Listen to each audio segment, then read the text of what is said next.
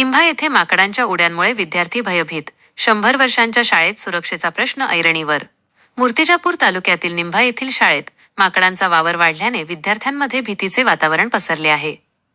माकडं शाळेच्या टीनपत्रावर या वर्गावरून त्या वर्गाच्या खोलीवर उड्या मारत असून टीनपत्राच्या मोठ्या आवाजाने लहान विद्यार्थी प्रचंड भयभीत झाले आहेत. 100 वर्षांपूर्वी स्थापन झालेली ही जिल्हा परिषद प्राथमिक शाळा इयत्ता 1ली ते 4थी पर्यंत आहे.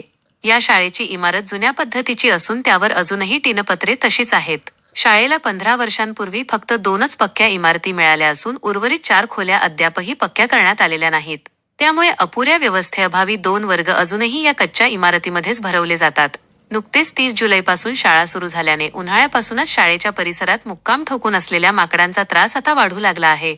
मात्र या माकडांचा बंदोबस्त करण्यासाठी किंवा विद्यार्थ्यांच्या सुरक्षेसाठी प्रशासनाने अद्याप कोणतीही उपाययोजना केलेली नाही.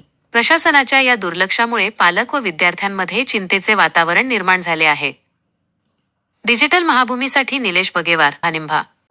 जिल्हा परिषद प्राथमिक शाळा निंभा येथे शाळेवर माकडाचा एवढा खूप हौदस असल्यामुळे विद्यार्थ्यांना अध्यापन करताना शिक्षक लोकांना खूप त्रास होते. तसेच विद्यार्थीसुद्धा त्या माकडांना घाबरत आहे.